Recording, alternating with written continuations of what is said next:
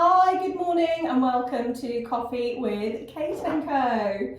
I'm Cara and I'm the head of the payroll recruitment division at Kate+Co, and I recruit all types of payroll roles across the whole of the UK. And this is my colleague Ben. Hi, my name's Ben, as lovely Cara just said. I am the business manager here at Kate+Co. I am also the head of the HR recruitment division. I recruit all senior HR roles across the UK, tend to specialise around the OD and system side of things. And then we've just got a quick Q&A video to do today. So we decided to do something a little bit different, and we are picking a topic once a month to discuss and generate conversation with our network and with our candidates and clients. So today we are discussing recruitment myths and facts, and we have picked 10 of the most common myths or facts or news articles that have come up in the last week or so, and we've been asking our candidates and clients what they want to hear about the most, and we have picked 4 topics today for Ben and I to discuss, and we thought we'd share it with you. And please feel free to comment if you have a different opinion or you found one of the topics particularly interesting and you'd like to hear more about it. So away we go with number 1. Ben, over to you. Thank you, Cara. Always a pleasure. One of the big talking points over last week for me has been what the chief exec of WeWork said in a discussion last week about its staff engagement. So he feels that best way to monitor staff engagement is whether they're willing to come into the office or not. So he says the more engaged the staff, the more they come into the office. The less engaged the staff, the more they work from home. Hang on. So everybody that works from home is not engaged in Apparently so. That's what he says. Apparently so. Right, So for the last 12 months, pretty much 90% of the workforce haven't been engaged.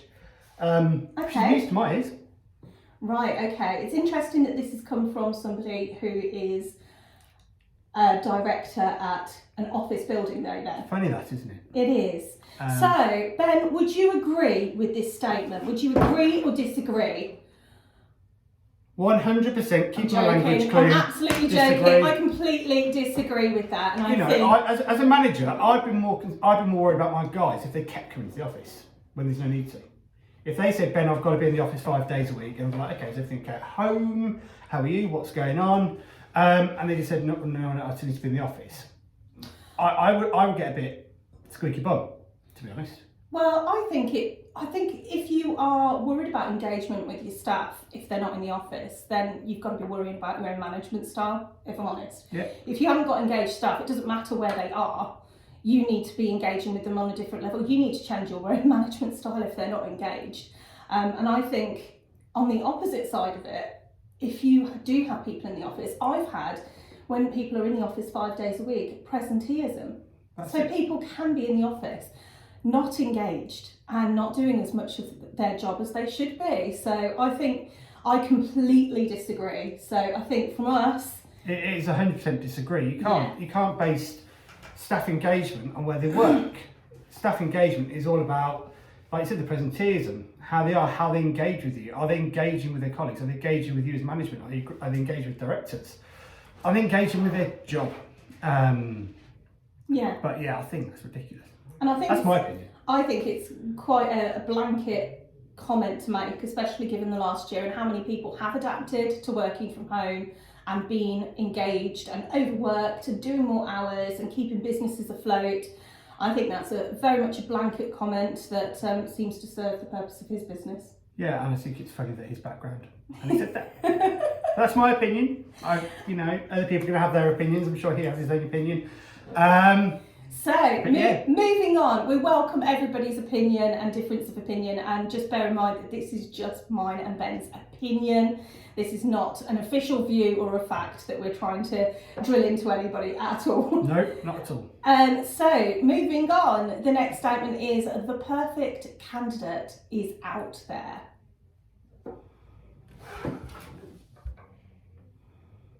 I would completely disagree. Right, I'm going to take the lead in this one, Cara. Okay. I 100% agree. The perfect candidate is always out there, but there are a lot of, points to what is the perfect candidate.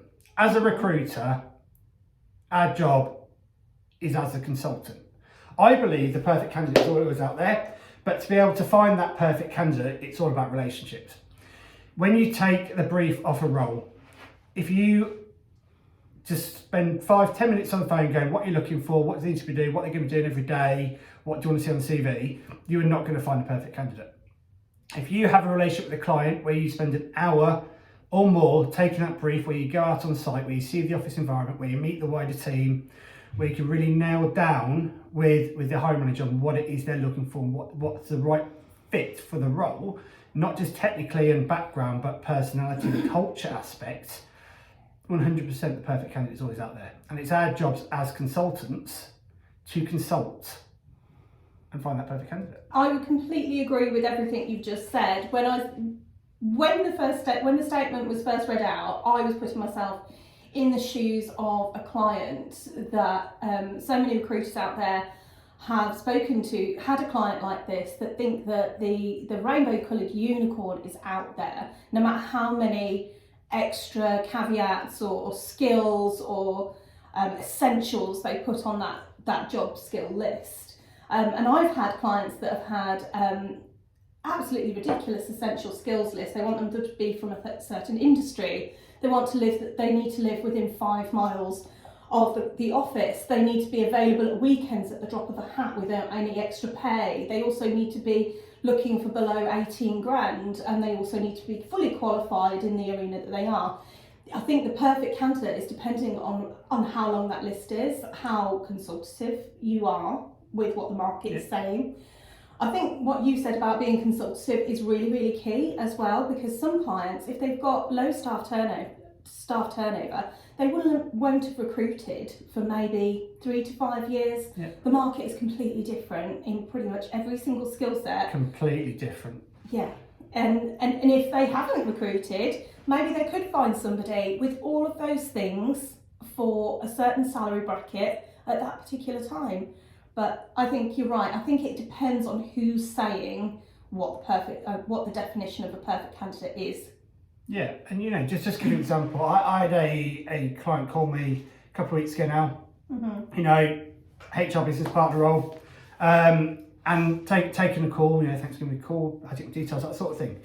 And they said, well, we've been recruiting this role now for 2 months. We haven't found the perfect person yet. So obviously, alarm bells start going on. 2 months. It's a long time to not even get an offer out. So I started asking why, and every question the client came to me with was a why from me. He said, why haven't you found the perfect candidate? Oh, because, this, that and the other. Okay, so with your relationship with the recruiter, have they been out on site? How long did they spend taking a brief? Did you get a knowledge? And they went, oh no, it was just very much a 15-minute call. I told them through, they asked a few questions around what the office was like when we returned to the office, and that was it. And then I've received 10 CVs, none of which have been right. Again, that's alarm bells. They're not finding a perfect candidate because they haven't opened up to the recruiter. Okay, so what we're saying here is it really just depends on who is defining what the perfect candidate looks like and whether you're getting a consultative service. That's it. Because there is the perfect candidate out there, depending on what the market has to offer. That's it. And that's the job of a consultant. Consultant. Okay, Ben, go with the next one. One that I know you feel very passionately about. Yeah. So, will technology ever replace recruiters? Sorry. I'm not quite as strong. No, I'm very strong. I do disagree with that. I love tech. Yeah. Absolutely think tech's phenomenal. Our tech stack here at Kate+Co is market leading and the best in the market. Will it ever replace me as a recruiter or Cara as a recruiter? No. Why? And this isn't just about replacing recruitment consultants, so external recruiters. We're talking about internal recruiters now. Yeah. And technology has moved on so far since I started in recruitment a million years ago. It has moved on significantly, and it's making life easier. It's automating processes. It is making interview processes easier to get through, additional stages, with video being massive push in last year, especially. If you focus on that, tech, 14 months ago, did virtual interviews ever take place? Some sectors, yeah. On the whole, no. I very rarely, I'm trying to scratch my brain, of when I had a whole interview process carried out on Zoom, Teams or whatever video system. can't remember. But over the last 14 months, pretty much the whole interview process has been carried out over Teams or Zoom, and that's taken a 2-3 week cycle down to a week. So, interesting question off the back of that. Do you think that video interviewing will continue to be as pivotal and as present in the process as it has been in the last year? I hope so. I hope video is still. I mean, with some companies, they've redone their process, and the first stage interview is done by video no matter what, and that is the way they're going forward. Mm-hmm. I think now that a lot of people return to the office, that restrictions are, touch wood, easing a bit. People still want to bring in that face-to-face element, which leads us on to the main point for me is technology can never, ever, and will never, ever be able to replace a human gut. Absolutely, and I actually had a conversation with a client about this yesterday. Gut instinct, irrespective of how much you can technically test, psychometric assessments, that initial gut instinct cannot be replaced. And the gut feel somebody. Yes, and also how you look after a candidate and match what they're looking for. Keyword searching in terms of software is never going to replace having a genuine conversation with either an internal recruiter or a recruitment consultant about why you're really looking to leave, what are the things that are important to you, what benefits do you really use at the moment or do you not have that you really would like moving forward. It's not about skills matching, location matching and salary matching anymore. It is about finding the right role for the right person to make sure that they stick in that job. Yeah. And I think if you ever did go to a more technology-based and automated process and lose that personal touch, your attrition rates would also be affected. Yeah, attrition and retention would massively affected. And also the candidate experience. Candidate experience is so important at the minute. And to go through a process being judged on a piece of software, No. Just not for me. I'd be interested to hear from maybe clients that have trialled Definitely. automated software. I'd love to hear the internal view as well. Yeah.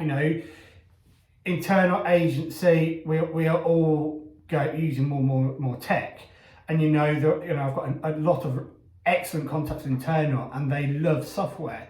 The internal rec market, internal rec software market is huge.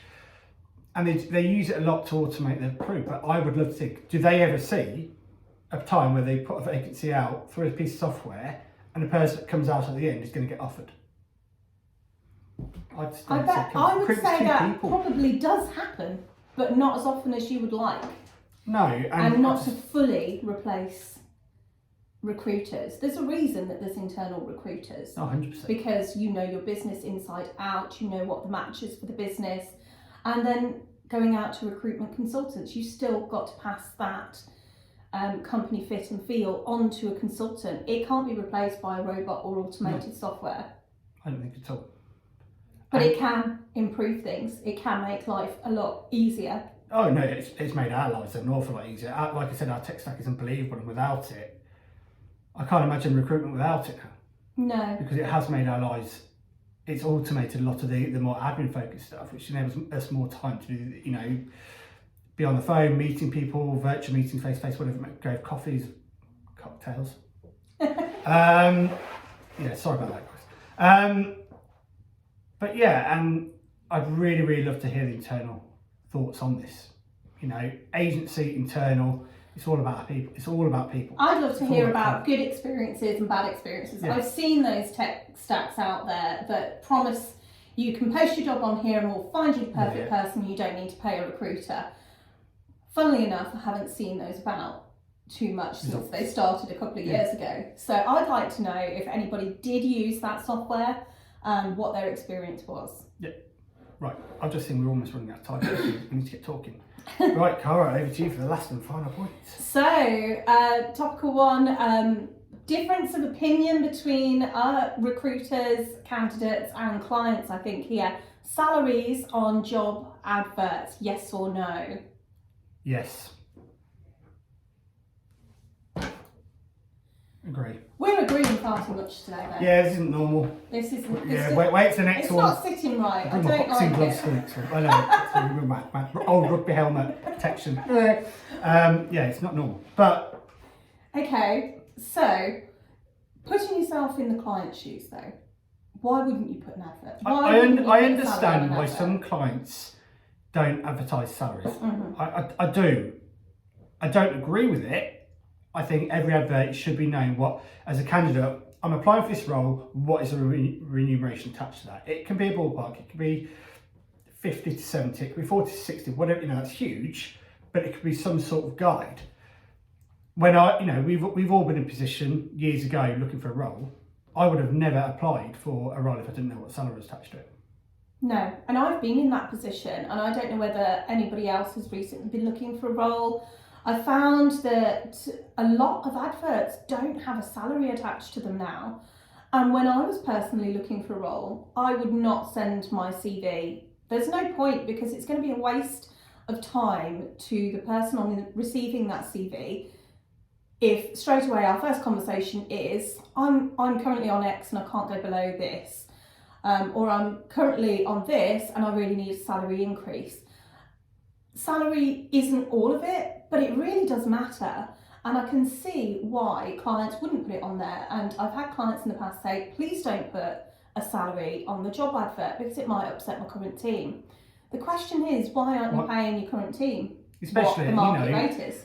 Especially within HR, when candidates are applying for the jobs, they want to know, okay, what they do, what the company is, and they'll always ask, what's the salary? And if I say, I'm sorry, I can't disclose the salary at the minute until you get to interview, their first question is why, and they start getting an impression of the company. The company are advertising the salaries for the main reason, which is they don't want the internal workforce to find out what they're paying externally. But I get why some companies have to do that. I really do. I know, because then if you overhaul and benchmark one department and another team finds out about it that isn't recruiting at all, how much could this affect your entire business? Yeah. So I can see why it's not done as often, but also how much could it affect your business if you're not paying market rate? Yeah, that's it. And so my opinion, and this is just my opinion, I understand why some companies do it. I really do. But I don't agree. I always think salaries as a base or whatever meets some remuneration should be advertised. I agree. I always put my candidates first, and if I wouldn't apply to a role that hasn't got a salary on, I wouldn't expect them to either. Great. And if you're not putting salaries on the advert, there used to be some stats around it. I don't remember, it was quite a while ago, that you're only reaching a certain percentage of the active job market. The active job market is even smaller now, so my advice would definitely be, if you can, definitely put your salary on your job adverts at all times. Yeah, there we go. Well, we hope you've enjoyed our little banter and discussion. This isn't banter, you haven't seen anything yet. There'll be more arguments next time. You haven't seen anything yet. I've had a good week, so I'm looking at me Friday morning. Might be raining, I've got my shorts on, but it's all good. Well, I think most of the country's happy right now. The pubs are open. Hopefully everyone's got some interesting plans. Do you know what? No, I've got a 4-year-old and a 2-year-old, so no. Well, yeah. That's another topic. But we hope you've enjoyed watching. Please do let us know if there's any particular topics that you would like to hear more about or hear us discuss. And please do share your opinion on any of those topics with us. We'd love to hear other people's opinion. We've been talking about it all week with our candidates and clients, and we'd love to hear everybody else's thoughts on them as well. You're always open to conversation. Please, click subscribe to this video and to the Kate+Co YouTube channel. A lot more will be coming your way from all of us here at Kate+Co. And yeah, have a lovely Friday and a great weekend. Take care. Take care. Bye bye.